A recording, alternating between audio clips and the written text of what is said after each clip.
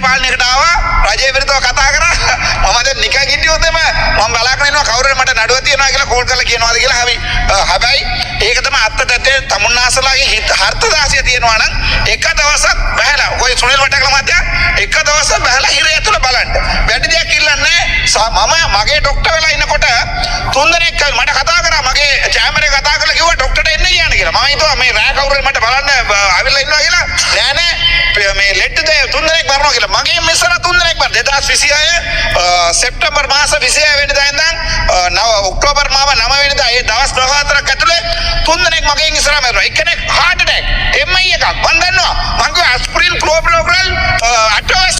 வணக்கம், நான் டாக்டர் ராமநாதன் அச்சுனான். 2026ஆம் ஆண்டு ஜூலை மாதம் 7ஆம் தேதி இன்றைக்கு பாராளுமன்றத்தில் சிங்களத்தில் உரையாற்றி இருக்கிறேன். அதனுடைய தமிழாக்கம் இதோட போடுறேன். சின்ன ஷார்ட் சம்மரியாக சொல்லிப்போட அந்த உரையினுடைய தமிழாக்கத்தை பாருங்கள். என்னென்றால் இன்றைய தினம் மிகமோவில் தற்போது நான் பாராளுமன்றத்துக்கு போயிட்டு வந்து வீட்டில் இந்த வீடியோ ரெக்கார்ட் பண்ணி கொண்டு கேட்கல. பின்னர் மஞ்சள் என்னுடைய ஸ்பீச் 2 மணி போல் முடிஞ்சது. அப்புறம் நான் இருக்கையில் பாராளுமன்றத்தில் வந்துட்டேன்.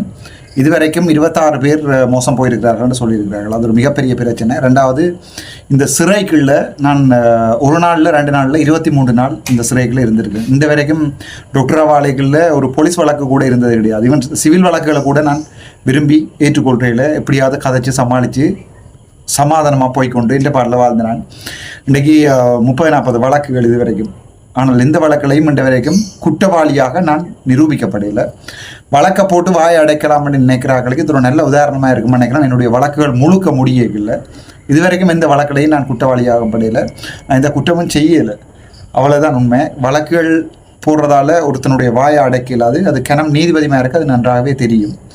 ஸோ இன்றைய தினம் பாராளுமன்றத்தில் நான் சிறைக்குள்ள இருக்கிற பட்ட அனுபவங்கள் தொடர்பாக கதைச்சிருக்கிறேன். அது உங்களுக்கு பல தடவை நான் என்னுடைய வீடியோக்களில் சொல்லியிருக்கிறேன். இந்த வீடியோவை நீங்கள் பார்ப்பீங்கன்னு நினைக்கிறேன். இந்த வீடியோ உங்களை நான் நினைக்கிறேன் பெரும்பாலும் கவலைப்படுத்தும்னு நினைக்கிறேன். நான் அனுபவித்தது முழுக்க என்னுடைய இனத்துக்காக ஒரு வைத்திய தொழிலை விட்டுட்டு வந்து ஒரு ப்ரொஜெக்ட் மேனேஜ்மெண்ட் அது இதுன்ட்டு மாஸ்டர்ஸ் முடிச்சு ஒரு அகாடமிக்கில் இப்படி ஒரு ஹாஸ்பிட்டல் டைரக்டர் இருக்கலாமா, இவ்வளவு டிகிரிஸோடு இருக்கலாமான்னு ஆசைப்பட்டு நான் கடைசியாக இல்லை என்னுடைய நண்பர்கள் இப்போது எல்லோரும் பாஸ் பண்ணி போய்க்கல ஒவ்வொரு பாடத்துலையும் சரியான கவலையாக இருக்குது. ஆனால் நான் இழந்தது என்ன, ஒரு நாள் சாக போகிறோம். ஸோ நான் இழந்தது என்னுடைய சனத்துக்கு தானே என்றொரு நீ என்ன செஞ்ச, நீ என்னத்துக்கு தமிழ்னத்துக்கு என்னத்தை பிடிங்கி, நீ என்னத்தை இழந்த, நீ இப்படி கணக்கு கேள்வி கேட்குறாங்க நினைக்க பல நேரங்களில் சிரிப்பும் சில நேரங்களில் கவலையாகவும் இருக்கிறது. உங்களுக்கு என்ன ஒரு குட்டி கதையும் சொல்கிறேன். இன்றைக்கு எனக்கு 3,83,000 ரூபா காசு ஃப்ரான்ஸில் இருந்து டிபாசிட் பண்ணப்பட்டிருக்கிறது. இத்தனைக்கு நான் யார்கிட்டையும் காசு கேட்கல. ஆனால் உண்மை என்னென்றால் எனக்கு இந்த வழக்குகளுக்கு அடுத்தடுத்த மாதங்களில் வழக்குகளுக்கு காசு இல்லை என்னட்டு. ஆனால் நான் யார்கிட்டையும் காசு கேட்கல. நான் என்னுடைய சம்பளங்கள்லையும் சேமித்த காசுகள்லையும் ஏனென்றால் இந்த வழக்குகள் நெடுக எல்லார்டையும் காசு கேட்கக்கூடாதுக்காக என்னோட உதவி கேட்குற அவ்வளோ பேர்கிட்டையும் நான் இந்த வரைக்கும் சொல்லியிருக்கிறேன் நான் காசு வேண்டாம்ட்டு. ஆனால் ஃப்ரான்ஸில் இருந்த அண்ணா ஒரு நான் தான் எல்லாமே நேரடியாக சொல்கிறேன். உங்களுக்கு அண்ணா ஒரு கால் பண்ணி கௌசல்யாவுக்கு சொன்னார், இன்றைக்கு டாக்டரோட பேரில் காசு போட்டிருக்கேன் பாருங்கன்ட்டு. பேலன்ஸ் பார்த்து நான் வந்திருக்கிறது காசு. அதான் நான் சொல்கிறேன் உங்களுக்கு, கடவுள் நீங்கள் ஆசைப்பட்டு சேர்க்க வலிக்கிட்டீங்கன்னா கடவுள் தரமாட்டார். ஆனால் நீங்கள் கேட்காததை மெட்டாக்கள் ஜோதிச்சு உங்களுக்கு தெரியணும். அந்த காசு அண்ணன் அவர்கிட்டையும் சொல்லியிருக்கிறார். சொல்கிறேன், இந்த காசு உனக்கு தான், நீ என்னடா செய்யண்டு. நான் நினைக்கிறேன் என்னுடைய அந்த எம்பி வழக்கு 8ஆம் மாதம் 31ஆம் தேதி அடுத்த ஸ்டேஜ்களுக்கு வந்துட்டுது. பெரும்பாலும் ரிசைன் பண்ணுற கட்டம் நான் உண்மையாகவே ரிசைன் பண்ணுவோம்னு ஜோதிச்சதுக்குரிய காரணம் என்னோட அடுத்தடுத்த ஸ்டேஜில் கொடுக்குறதுக்கு 30-40 லட்சம் ரூபா காசு இல்லை என்னட்ட. அவ்வளவு காசு செலவழித்து இந்த எம்பியாக இருக்க வேணுமென்ற தேவை எனக்கு இல்லை. தமிழினத்துக்கு இருக்கோ இல்லையான்றதை தமிழினம் தான் சொல்லணும், எனக்கு இல்லை. ஸோ எதிரிகள் கொஞ்சம் சந்தோஷப்படட்டும். அர்ச்சுனா ராமநாதன் அரசியலில் இல்லை, அவர் போயிட்டார், வைத்தியர் ஆகிட்டார்ன்னு எதிரிகள் சந்தோஷப்படட்டும். நானாகவே அடுத்த ஸ்டேஜுக்கு நான் போகிறதுக்கு விரும்பலை. நான் எப்போவே சொல்லிட்டேன், என்னோட காசு இல்லை, விரும்பினா தந்த காசுகளை செய்யணுமெண்டா செய்யுங்க, இல்லாட்டி நான் டிசைன் பண்ணுறேன். உங்களுக்கு ஏன் கஷ்டம் டிசைன் பண்ணுறது, அது இந்த லோயஸுக்கும் ஒரு மாதிரி. இல்லை டாக்டர் காசு இல்லாட்டி பிரச்சனை இல்லை, வில் டூ இட். நான் சொன்னேன் நோ, இல்லை அப்படி இல்லை, நான் காசு இல்லைண்டா இல்லைன்னு சொல்லுவேன், இருக்காண்டா இல்லையா இருக்கான்னு சொல்லுவேன். என்னால் இவ்வளவு தான் என்னால் என்னுடைய 7-9 லட்சம் ரூபாய்க்கு மேலே கிரெடிட் கார்டு எல்லாம் ஏறிக்கிட்டுது. இந்தியாவுக்கு போயிட்டு வந்தது அப்படியான எல்லாம் கடந்த முதலும் நான் பிராசனாக்களை கூட்டிகிட்டு போனேன். 4 பேருக்கும் டிக்கெட் போட்டது நான். அதில் ஜெயதாசன் காசு ஏற்கனவே கனடாவில் இருந்த அண்ணாவோட காசு வந்தபடியாக அதில் ஜெயதாசன் காசு கொடுத்துருக்கேன் 1 லட்சம் ரூபா. பிராசன் காசு எனக்கு கொடுக்கவும் இல்லை, அந்த மனுஷன் கேட்கவும் இல்லை. அப்படி சிக்கலாக இருக்கிறது. ஸோ அந்த நேரங்களில் நானாக யோசிக்கிறேன். நான் ஓகே, மற்றவர்களை கஷ்டப்படுத்தி நடுக காசு கேட்க கூடாதுக்காக இவ்வளோ நான் இப்படி வழக்கெழு காசு எடுக்கணும். நான் பார்த்த வழக்கில் நானே பார்க்கணுமெண்டு உண்மையாக கௌசல்யா நரேந்திரனுக்கு நான் கொடுக்கணுமா இருந்தால் கிட்டத்தட்ட இப்போ 57 லட்சம் கொடுத்துருக்கணும். அவள் இந்த 2 வருடமும் ஒரு பிரத்யேக சட்டத்தரணியாக இந்த சகல வழக்கு என்னோட பேச்சும் வேண்டி அடியும் வேண்டி அவளுக்கு நான் எவ்வளவு கடமைப்பட்டிருக்கிறனோ இல்லையோ அதுன்ற 10,000 மடங்கு எங்களுடைய இனம் கடமைப்பட்டிருக்கிறது. அவள் தன்னுடைய எம்பி போஸ்ட்டுக்காக இதுக்கு வரையில் தன்னுடைய என்ன சொல்கிறது ஒரு நீதிபதி கனவையும் இழந்து அது அவளுக்கு பார்க்க அவள் சொல்லுவாள், அவர் பாஸ் பண்ணிட்டார், அந்த அண்ணா பாஸ் பண்ணிட்டார், இந்த அண்ணா பாஸ் பண்ணிட்டார். சரி, எங்களுக்கும் ஒரு காலம் வரும், இது அவசரப்படாத, நீங்கள் உனக்கு கடவுள் அந்த ட்ரக் எடுத்தால் இன்னொரு பெரிய ட்ரக் போட்டு தருவார், ஸோ அவசரப்படாது என்று. ஆகவே அவளுடைய கனவுகளையும் இழந்து என்னுடைய கனவுகளையும் இழந்து படித்தவொன்னே தான் அதில் வெளி தெரியும். சில பரதேசியல் இதில் கொமெண்ட் பண்ண நீ என்ன செஞ்ச நீ என்று சொல்லி ஒரு லிஸ்ட் பண்ணி பார்ப்போம்ண்டு அந்த பரதேசியலுக்கு இதுகள் விளங்காது. கஷ்டப்பட்டு ஒரு லோயராக வரணும், கஷ்டப்பட்டு ஒரு டாக்டராக வரணும் மட்டும் 2-3 தடவை எக்ஸாம் எடுத்து ஃபெயில் விட்டவனு தான் இந்த வெளி தெரியும். ஸோ எல்லாருக்கும் இந்த வெளி தெரியும் மட்டும் நான் ஆசைப்படையில். இன்றைக்கும் எனக்கு ஒரு ப்ரொபோசல் உண்டு வந்தது, டாக்டர் வெளிநாட்டில் கல்யாணம் கட்டுறேன்டா டாக்டர், கதைங்க டாக்டர் எங்களுடையன்னு சொல்லி ஒரு ப்ரொபோசல் உண்டு வந்தேன். நான் அம்மா நான் சும்மா ஜோக்குக்கு சொன்னேன், நான் அப்படி யாரையும் கல்யாணம் கட்டணும், நாங்கள் போய் நிம்மதியாக வெளிநாட்டில் ஒரு வைத்தியராக வாழலாம், அதுவும் அந்த படித்தாக்களோட கல்யாணம் கட்டி வாழலாம், எங்களுக்கு தேவையில்லை, நாங்கள் இன்ஜான்ஸ் ஆகும். ஸோ இன்றைக்கு நான் கதைச்சது சிங்களத்தில், நான் பட்ட வழிகளை சிங்களத்தில் கதைச்சிருக்கேன், டிரான்ஸ்லேட் பண்ணி போட்டிருக்கேன். விரும்பினாருக்கா பாருங்க. நன்றி, வணக்கம். Doctor Arjunan. Ramanathan Archunan, the floor is yours. You have 7 minutes. තැන්ක සෝ විනාඩි 8ක් තිබ්බා කමන්න මට විතරක් විනාඩියක් එකපාරට අඩු වුණා හැම දිනකටම අඩු කරා ෆයිසර් පුස්තකාවේ විනාඩි 8ක් තිබ්බා කමන්න it's okay thank you so much deputy speaker අතරම අද දවස මීගමුව ප්‍රදේශයෙන් මම හිතන්නේ වෙච්ච අනාථ වෙච්ච අර සිදුවීම මම හිතන්නේ 25ක් විතර අපේ ජනතාව රට ජනතාවෙන් 7 දෙනෙක් නිලධාරියෝයි 25 දෙනෙක් වන්දනාකාරයෝ නැති වෙලා තියෙනවා කියලා අද ආරංචියක් වුණා. ඇත්තටම මේක ඝනකාටු ප්‍රකාශ කරන්න ඕන එකක්. මම මේ විශේෂයෙන් කියන්න තියෙන්නේ මම දවස් 23ක් හිරේ හිටියා මේ අපේ ලංකාව තියෙන හිරේ ඇතුල් වල දවස් 23ක් හිටියා. පළවෙනි දවස් 14ක් මම හිරේ ගියේ මන්නාරම හොස්පිටල් එකේ අම්මා කෙනෙක් නැති වෙලා තියෙනවා කියලා මම පේරාදෙණිය හොස්පිටල් එකේ ඩිපියුටි ඩිරෙක්ටර් පෝස්ට් ඉන්නකොට රායට අතන ගිහිල්ලා බලපෙට බෝඩ් එකට ඇතුල් වෙච්ච එකට රාජකාරිය බාධා කිරීම කියලා දවස් 5ක් හිටියා මේ වවුනියා හිරේ. ඊට පස්සේ ආයේ මේ චාවචේරි හොස්පිටල් එකේ මිලියන් 17ක් සල්ලි කොටි ඩයස්පෝරා එකකින් ගෙනලා ඒ සල්ලි ටිකක් නැති වුණා කියලා මේ Facebook එකේ දැම්මා කියලා ප්‍රකාශ කරා කියලා ඒකේ හිටපු ડોක්ටර්ස්ලා GMO ડોක්ටර්ස්ලා මට නඩුවක් දාලා දවස් 14ක් හිටියා හිරේ. ඊට පස්සේ இன்றைய தினம் இந்த ஸ்பீச் என்னால் சிங்களத்தில் உரையாற்ற வேண்டியிருந்தது. ஏனென்றால் முக்கியமான விடயம் நான் கதைக்கின்ற விடயம் மீகமுவ நீர்கொழும்பு மீகமுவ பிரதேசத்தில் நடந்த இந்த 25 பேர்கிட்ட உயிரிழப்பு என்று சொல்லுகிறார்கள். ஆனால் 35 தாண்டி இருக்கிறேன்னு சொல்லுகிறார்கள். உண்மை போய் தெரியலை. பட் இது தொடர்பாக இன்றைய தினம் சிங்களத்தில் கதைக்க வேண்டியிருந்ததால் என்னால் அதுக்குரிய டிரான்ஸ்லேஷனை தான் உங்களுக்கு போடியிலும் நான் நினைக்கிறேன். அது ஒவ்வொரு வசனமாக டிரான்ஸ்லேட் பண்ணுவது மிக முக்கியமானதாக இருக்குமென்ற நம்பிக்கை எனக்கு இருக்கிறது. நான் சொல்லுகிறேன், அதில் எனக்கு 7 நிமிடம் இருந்தது, 8 நிமிடம் இருந்தது. ஃபைசர் முஸ்தபாவினுடைய டைமை தான் எனக்கு அவர் தந்திருந்தவர். ஆகவே அதில் 8 நிமிடம் இருந்தது, 1 நிமிடம் குறைக்கப்பட்டு 7 நிமிடம் என்றபோது எனக்கு மட்டும் ஏன் 1 நிமிடத்தை வெட்டுகிறீங்கன்றா இல்லை, அனைவருக்கும் 1 நிமிடத்தை நாங்கள் குறைச்சிருக்கிறோம் என்று சொன்னார்கள். சரி, பரவாயில்லை என்று போட்டு கதைக்க ஆரம்பிக்கிறேன். இன்றைக்கு நான் கதைக்கின்ற போது சொன்னபடியும் இன்றைய தினம் மிகமுவ பிரதேசத்தில் 25 உயிர்கள், அது எங்களுடைய நாட்டில் இருக்கிற எங்களுடைய நாட்டின் பிரஜைகள் 25 பேர், அதில் 7 பேர் ஸ்டாஃப், அதாவது பந்தனாகார் என்று சொல்வார்கள், ஜெயிலின் பாதுகாப்பு அதிகாரிகள் 7 பேர் உட்பட 19 பேர், 18-19 பேர் ஜெயிலில் அடைக்கப்பட்டிருந்தவர்கள் இன்றைய தினம் இந்த நடந்த பிரச்சனையால் உயிரிழக்கப்பட்டிருக்கிறார்கள், அதாவது கொலை செய்யப்பட்டிருக்கிறார்கள். ஸோ அது தொடர்பாக நான் கதைக்க விரும்புகிறேன் என்று சொல்லுகிறேன். அதே நேரத்தில் நான் சொல்லுகிறேன், இந்த இலங்கையினுடைய இந்த சிறைகளுக்குள்ளே 23 நாட்கள் நான் இருந்திருக்கிறேன்.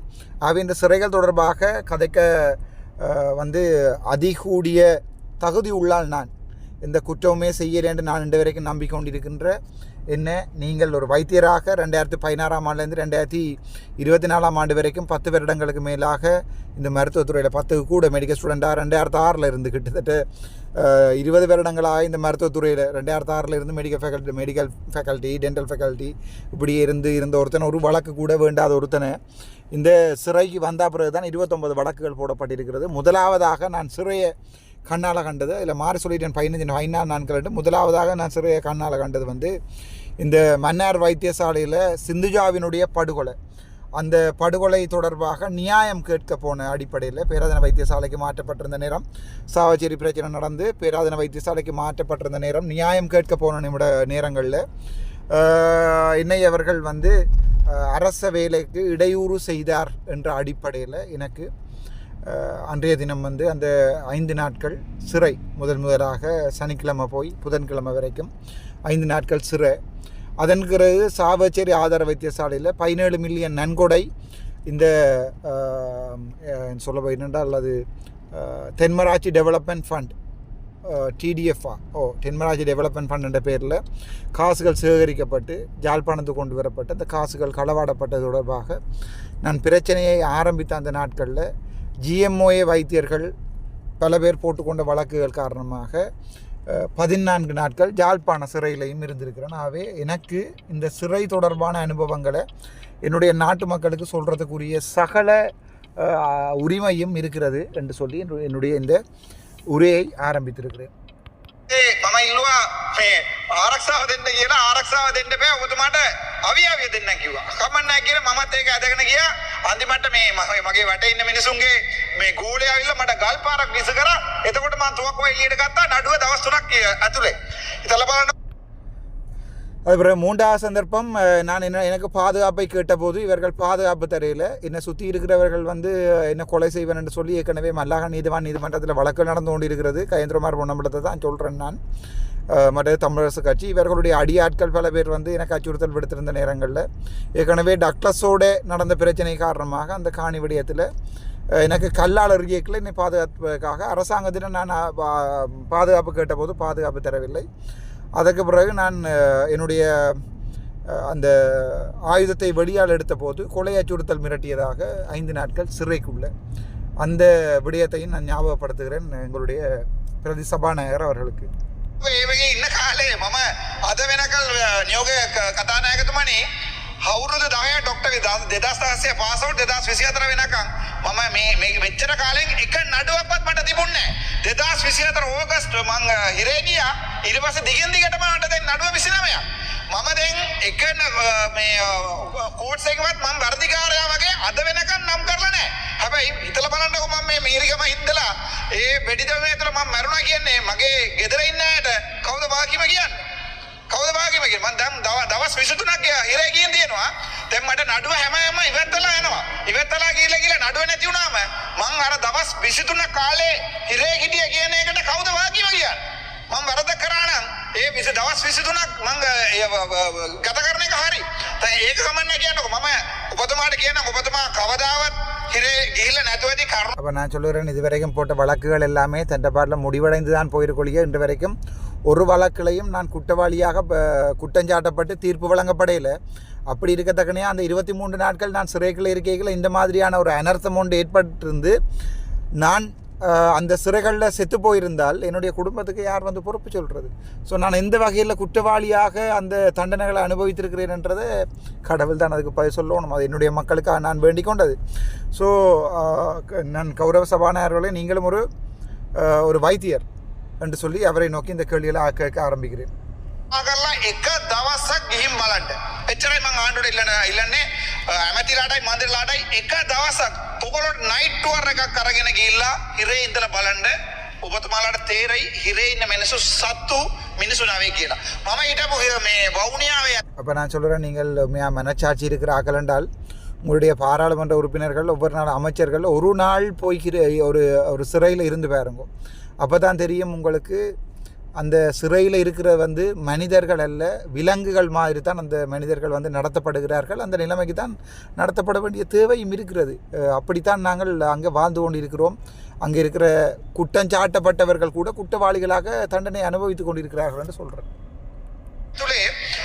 නියෝගයේ කතානායකතුමනි මට කිව්වා උපරිම වාට දෙන්න ડોක්ටර් නිසා උපරිම වාට දෙන්න පුළුවන් සහයෝගයක් බාත්රූම් එක නිදාගන්න ඉඩ දෙනවා කියලා. මම ඇත්තම කියන්නේ. මං කිව්වා නෑ ඔබතුමාලගේ මේසයට ඉඩ තියෙනවා නම් එතන මම නිදාගන්න කියලා රැට නිදාගත්තේ. ඒ තරමට තමයි වවුනියා හිරේ තියෙන්නේ. ඒක ඩිටෙන්ෂන් කැම්ප් එකක්. කොටින කාලේ හදපු ඩිටෙන්ෂන් කැම්ප් එක තමයි වවුනියා හිරේ කරලා තියෙන්නේ.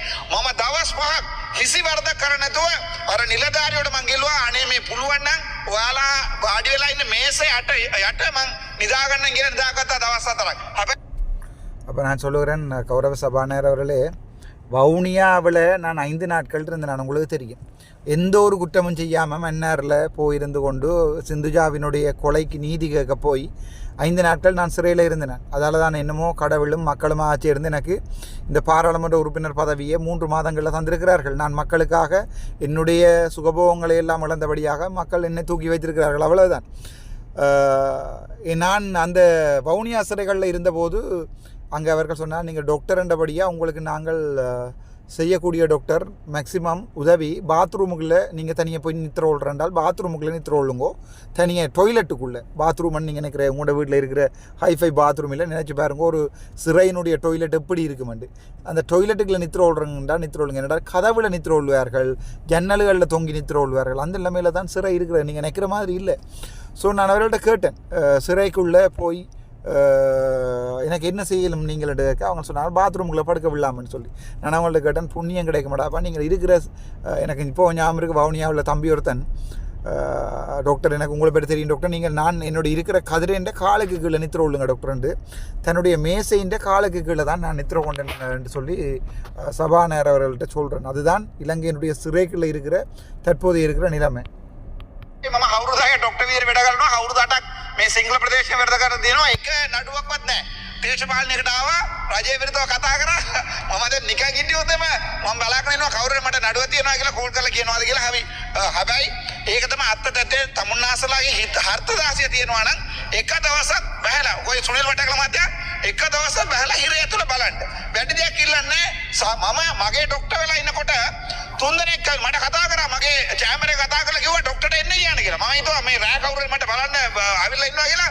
නෑ නෑ මේ ලෙට් දෙය 3 දෙනෙක් මරනවා කියලා. මගේ මිස්සර 3 දෙනෙක් මර 2026 සෙප්තැම්බර් මාස 26 වෙනිදා ඉඳන් ඔක්තෝබර් මාස 9 වෙනිදා ඒ දවස් 14ක් ඇතුලේ 3 දෙනෙක් මගෙන් ඉස්සරහ මැරුණා. එක්කෙනෙක් heart attack MI එකක් මම දන්නවා. මං කිව්වා aspirin clopidogrel atorvastatin මේ அப்போ நான் சொல்லுகிறேன், கௌரவ சுனில் வட்டக்கல பிரதி போலீஸ் அமைச்சர் அவர்களே, ஒரு நாள் ஜெயிலுக்குள்ளே போய் பாருங்க. ஒரு தடவை நான் யாழ்ப்பாணத்தில் 2026ஆம் ஆண்டு செப்டம்பர் மாதம் 26ஆம் தேதியிலிருந்து 2026ஆம் ஆண்டு 24ஆம் ஆண்டு அக்டோபர் 9ஆம் தேதிக்கு இடையில் நான் அந்த 14 நாட்கள் இருக்கிற என்னுடைய கையில் 3 நோயாளிகள் என்னுடைய கையால் இறந்தார்கள். ஒரு தடவை நான் இரவு நித்திர கொண்டிருக்கின்ற போது என்னை கையை தட்டி கூப்பிட்டா, டாக்டர் ஒருக்கா வாங்க டாக்டர் அவசரம் உண்டு. நான் நினச்சேன் யாரோ என்னை பார்க்க வந்திருக்கிறார்கள், இல்லது ஏதோ ஒரு பிரச்சனைன்னு சொல்லி போனால் அங்கே வைத்தியசாலை என்று சொல்லி ஒரு சின்ன ஒரு ரூம் ஒன்று இருக்கிறது. அதுக்கு அவ்வளோதான் வைத்தியசாலை.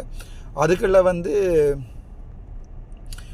3 நோயாளிகள் எனக்கு முன்னால் இறந்தார்கள். சரிதானே? அப்போ அவர் முதலாவது ஹார்ட் அட்டாக், மயோகார்டியல் இன்ஃபாக்ஷன் என்று சொல்வார்கள், எம்ஐ ஹார்ட் அட்டாக் ஒருவர். அப்போ நான் அவர்கள்ட்ட கேட்குறேன், ஆஸ்பிரின் குளோப்ரோக்ரல் அட்ரோவாசிசின் 380 இருக்கா ராசா, இருந்தால் தாங்க கொடுத்தா தப்பிடுவான் என்று சொன்னபோது அவங்க சொன்னாங்க என்னடா இல்லை பெனடோல் மட்டும்தான் இருக்குது டாக்டர்னு சொல்லி. அந்த நிலைமையில் தான் சிறைச்சாலைக்குள்ளே இருக்கிற வைத்தியசாலைகள் இருக்கிறதாவே. அங்கே எம்ஐ ஒரு ஆள் செத்தால் அங்கே யாருமே கணக்கெடுக்க மாட்டாங்க, நாய் மாதிரி தான், அவ்வளவுதான். நாய் கூட நாங்கள் அழுது, சில வீடுகளில் நான் பார்த்துருக்கேன், நாய் செத்தா கூட பயங்கரமாக கவலைப்படுவாங்க. அங்கே மனுஷர் செத்தால் யாருமே கவலைப்பட முடியாத நிலைமை தான் அந்த சிறைகளில் இருக்கிறது. ඔබතුමාත් මේ දන්නවනේ ස්ටැටික් ඩෝස් එක මං කිව්වා අඩේ ඇස්පිරින් දෙන්න ඔයිටිමල් ඉකරන්නේ නෑ, ක්ලෝපිඩෝග්‍රල් නෑ, අටෝවැසටින් නෑ, මොනවද තියන්නේ? පැනඩෝල් දීලා බේරගන්න පුළුවන් ද කතානායකතුමා හිරේ ඇතුලේ. ඊට පස්සේ මගේ අතින් මරුණා. මම ડોක්ටර් විදිහට වැඩ කරා හිරේ ඉඳලා. පස්සේ එක දවසක් කිව්වා මේ අස්මා මං දුවගෙන ගියා. මට අවිලා තට්ට කරලා කිව්වා ડોක්ටර් එක්කෙනෙක් උස්ම කණ්ඩ අමාරුයි, බොරුද ඇත්ත කියලා දන්නේ එන්න කියලා. මම දුවගෙන ඇතුලේ ගියා. ගියාම තියන්නේ ගරු කතානායකතුමනි ඩිස්ටිල් වෝටර් විතරයි. වෙන කිසි දෙයක් නෑ. සල්බියුටමෝල් වත් නිමුලයිස් කරමු කියලා බැලුවේ. මගේ අතේ තිබ්බේ ඩිස්ටිල් වෝටර් විතරයි. මං කිව්වා ඩිස්ටිල් වෝටර් එකක් ගාලා දුමාල්ලන්න සමහරවට බේර කියලා. මගේ අතින් නැති වුණා කතානායකතුමනි. 3 වෙනි එකක් නැති වුණා. හිරකරුවෙන් ඇතුලේ ගහලා මැරුණා. ඒත් මට කතා කරා ගැව්වට පස්සේ මේ උස්ම ගන්න ડોක්ටර් එන්න කියලා. ඒ ඇතුළේ ડોක්ටර් මම එදා ඔන්න ඕටි ලියපු ડોක්ටර් මම දැන් 27 දෙකක් දානවා අපේ සෞඛ්‍ය මැදිරියට. ඕටි ලියපු ડોක්ටර් ගෙදර උංගාවේ උදේ නර්ස් කෙනෙක් හිටියා රැට උංගාවිලා කිව්වා අනේ ડોක්ටර් මං ගාව බෙහෙත් මොකුත් නැහැ පැනඩෝල් විතරයි තියෙන්නේ. ඉතුරු ටික හොරකම් කරලා බොනවා නිසා තියාගෙන යන්නේ නැලු. ඒ තත්ත්ව තමයි අපේ රටේ ඇතුළේ හිරේ තියෙන්නේ. තමුන්නාසලා මේ වීඩියෝ එක බලාගෙන කවුරුහරි ඉන්නවා නම් කවදාරි ඔයගොල්ලෝ එක දවසක් හිරේ ගියා නම් ආයි ජීවිත කාලේ වරදක් කරන්නේ. You have 2 more minutes. Thank you sir. ඒකත් කියන්න ඕනේ. එක දවසක් අපි හිරේ ගිහිල්ලා මම ඉල්ලන්නේ පුළුවන් නම් මේ ඉන්න එක්කෙනා රැට එක දවසක් නිදාගෙන ඉන්න. මට කෑම දෙනවා. මට සමහරට ගෙනත් දීලා අපේ පවුල් අය ගෙනලා කෑම දෙනවා. මම ඒක ඉන්න උන්ට බෙදලා දෙනවා. ඩිපියුටි ස්පීකර් මේ ට්‍රස්ට් මී අර මම කෑම ගෙදර ඉන්නම් ගෙනලා කෑම කනකොට අනිත් මිනිස්සු බලාගෙන ඉන්නවා. ඒක අපිට පපුවන දෙනවා. ඒ නිසා මං අරගොල්ලෝ කෑම කන්නේ ඔයගොල්ලෝ හිතනවාද කෑම ප්ලේට් එකකින් කියලා? නෑ. මේ සෝඩා බොටල් එක කපලා ඒකෙන් තමයි කෑම බොන්නේ. විශ්වාස කරලා ගිහිල්ලා බලන්න. මම දැන් කියන්න ආවේ නෑ මේ රජේ වරදී විපක්ෂයෙන් අවුරුදු 70 මේ නාස්ති නිසා මේ හිරේ මේම ලොකුට ඇදුනා කියලා එක එකනට අධිකරණ ඉන්න පුළුවන්. හැබැයි අද වෙනකල් ඔබතුමාලා ගිහිල්ලා මට අහන්න කැමතියි. උත්තරේ තියෙන එක හිර ගෙදරම ඇතුළවත් උත්තර තියෙන ඕගොල්ලෝගේ මන්දිර ගැන කියලා තියෙනවද කියලා කියන්නකෝ. මට රට ගැන අනිත් පැත්ත ගැන මට ඕනේ නෑ. එක දවසක් මම ගියා මේ ප්‍රිසන් විසිට් එකක්. මේගොල්ලෝ එක දවසක් ගියාද කියලා බලන්නකෝ. කතානායකතුමනි නිකම් පිටිවල ලියලා ලස්සනට ඒක පින්දුර ඇඳලා හිර ගෙදර ඉන්න මිනිස්සු කියලා ලියලා හරියන්නේ නෑ. ඒක අපි හිතේ ඉඳන් එන්න ඕනේ. කරුණා කරලා ගිහිල්ලා මම දැන් අපේ මෙයාට කවුද මේ හර්ෂණ අපේ ඇමතිට එක දවසක් කැන්ටිනේ කිව්වා අයියා පුළුවන් නම් එක දවසක් කියලා වවුනියා ඇතුලේ බලන්න මේ තියෙන தත්ත්වය කියලා. அப்போ நான் சொல்லுறேன் இலங்கையினுடைய சிறைகள் வந்து படுமோசம். இன்னொரு தடவை வந்து அஸ்மா நோயாளி ஒருவாள் வந்துகின்ற போது நான் கேட்டேன் அவர்கள்ட்ட சல்பியூட்டமோல் இருக்காண்டு இல்லை நார்மல் சைடில் டிஸ்டில் பவுடர் மட்டும் தான் இருக்குது. அதை அடித்து நெபுலைஸ் பண்ணி எங்கே காப்பாற்றுறது நான் என்ன சல்பியூட்டமோல் வேணும் நெபுலைஸ் பண்ணுறதுக்கு அவை அந்த பேஷண்ட் செத்துட்டு இன்னொரு தடவை வந்து சொன்னார்கள் அடிபட்டு உள்ளுக்குள்ளே அடிபட்டு தாங்களும் அடித்து போட்டோம் ஆள் மூச்செடுக்கிறானில் வாங்க டாக்டர் போய் பார்த்தால் ஆள் அவுட். ஸோ அங்கே என்ன செய்கிறது? அங்கேயும் ஒன்றும் செய்யலை. அதுதான் நடந்த உண்மை. டெப்யூட்டி ஸ்பீக்கர் அவர்களே எனக்கு உங்கள்கிட்ட சொல்ல வேணும், பேசிக்காக ஒரு ஸ்டட் டோஸ் கொடுக்கக்கூடிய நிலைமையில் கூட வைத்தியசாலைகள் இல்லை. அன்றைக்கு வைத்தியசாலையில் கடமையில் இருந்த வைத்தியர் அவர் ஏதோ குலசிங்கோட பேர் அவர் வீட்டை போயிட்டார். அங்கேருந்து நர்ஸிட்ட கேட்டு நின்றாப்பா ஒரு ட்ரக் ஒன்றும் இல்லையாண்டு அவங்க சொல்கிறாங்க டாக்டர் இங்கே வச்சா எடுத்து இவங்க கள்ளமாக அடிச்சுட்டு வாங்கன்றாலும் இங்கே ஒரு ட்ரக்கையும் வச்சுட்டு போகிறேன். ஸோ இந்த நிலைமையில் தான் வைத்தியசாலை இருக்குது. வைத்தியசாலை என்று சொல்கிறது சிறைக்கு உள்ளுக்குள்ளே இருக்கிற வைத்தியசாலை இருக்குது. நெஞ்செல்லாம் இருக்கிறது. டெப்யூட்டி ஸ்பீக்கர் அவர்களே இப்படியான நிலைமையில் இருந்து தான் எங்களோட மக்கள் வந்து ஒரு பிச்சைக்காரங்கள் மாதிரி அனாதைகள் மாதிரி சிறைகளுக்குள்ள செத்து கொண்டிருக்கிறோம். இதை நாங்கள் விளங்கிக் கொள்கிறோமோ இல்லையோ இதை போய் அனுபவித்தவன் தான் இதை கதைக்கலாம். இந்த தண்டனையை தந்த எங்களோட சமூகத்துக்கும் எனக்கு நன்றி என்று சொல்கிறேன். අද වෙනකන් ගියේ නෑ. මං කිව්වා මේ ගිහලා බලන්න කියලා. මට මේක මාර දුකයි. දැන් 29 දෙනෙක් බරලා තියෙනවා. அப்போ நான் திரும்ப சொல்கிறேன், இது வரைக்கும் சரி மற்ற இடங்களை பற்றி வேண்டாம், வடக்கு மாநிலத்தில் இருக்கிற சிறைகளில் பிரிசன் விசிட் பாராளுமன்ற உறுப்பினர்கள் உங்களுடைய பாராளுமன்ற உறுப்பினர்கள் யாராவது போய் பார்த்துருக்கிறார்களா? இன்று வரைக்கும் போய் பார்க்கல. ஆனால் நான் போய் பார்த்துருக்கேன். நான் பிரிசன் விசிட் போயிருக்கிறேன். நான் அங்கே எத்தனை பேரை பார்க்க போயிருக்கிறேன். அவே நாங்கள் சும்மா 75 பேரோட ஆட்சியால் தான் இது நடந்த அவங்களையும் இவங்களையும் மாறி மாறி பேசி கொண்டிருக்கிறதில் பிரயோசனம் இல்லை. கௌரவ சபாநாயகர்களே, நாங்கள் எங்களோட மனசில் நினைக்கிறேன் என்றால் இந்த சமூகத்தை நாங்கள் மாற்றணும் என்று மனசில் நினைக்கிறேன் என்றால் வாழ்க்கையில் இந்த மாற்றங்கள் எதையுமே கொண்டு வர முடியாது என்று சொல்லி இன்றைக்கு சிங்களத்தில் உரையாற்ற வேண்டியக்கூடிய முக்கியமான காரணம் மீகமோ பிரதேசத்தில் சிங்கள மக்களுக்கிடையே நடந்த இந்த பிரச்சனை என்பதையும் சொல்கிறேன். மிச்சத்துக்கு வேணும். ඒකෙන් අර වැඩ කරන 7 දෙනෙක් මරලා තියෙනවා. කතානායකතුමනි නිකන් හිතලා බලන්නකෝ ඒගොල්ලෝගේ ගෙදර කොච්චර දුක ඇතිද කියලා. හැබැයි අපි මේක තව පයත් දික් කරගෙන කතා කරලා අපි මේක විසඳුම හොයනවා කියලා මේ පාර්ලිමේන්තුව කවදාවත් විසඳුම හොයන්නේ නැහැ. ඉවර කරනවා සර්. පාර්ලිමේන්තුවේ මේව විසඳුමක් හොයන්නේ නැහැ. තමුන් ඇමතිලා මේ මන්දිරලා හිතලා ගිහිල්ලා ඒ ගෙවල් ඒවා බලලා පුළුවන් නම් මොකරි වෙනසක් කරා නම් විතරයි මේ රටේ වෙනසක් වෙන්නේ. එහෙම නැතුව අපි නිකන් මේ ආයිලා පයක් දික් කරලා කතා කරලා කරු කතා නැහැකදමනි අපේ රට බෝසත්ලට ලස්සන ජීවිත වෙන්නේ නැහැ. ඔබසතේ. Honorable அப்போ நான் சொல்கிறேன், நீங்களாகவே நினைச்சு போய் பார்த்து இந்த சமூகத்தில் ஏதாவது நடக்கணுமென்று பாராளுமன்ற உறுப்பினர்களாக நினைச்சு இந்த அரசாங்கம் மாறி ஏதாவது செய்தால் ஒழிய மற்றபடி இன்றைக்கு அடிபார் நடந்தது. 3:30 5:30 வரைக்கும் இருக்கின்ற பாராளுமன்ற ஸ்பீச் வந்து 5:30 நான் நினைக்கிறேன் 6:30 வரைக்கும் டைம் நீடிக்கப்பட்டிருக்கிறது. ஆகவே அதில் எந்த பிரயோசனமும் இல்லை. அது எங்களை பொறுத்த வரைக்கும் ஒரு கண்துடைப்பு நாடகம்தான். நாங்களாக விளங்கி அடையாளப்பட்டு இந்த விடயங்களை செய்யும் வரைக்கும் கௌரவ சபாநாயகர் அவர்களே, இந்த வாழ்க்கை, இந்த நாடு வந்து அந்த வளமான நாடு, அழகான வாழ்க்கை, இதெல்லாம் வெறும் வார்த்தை ஜாலங்கள் தான் என்று எங்களுடைய சபாநாயகர் அவர்களுக்கு சொல்லி அமர்கிறேன். இதுதான் இன்றைய என்னுடைய சிங்கள உரையினுடைய தமிழாக்கம்.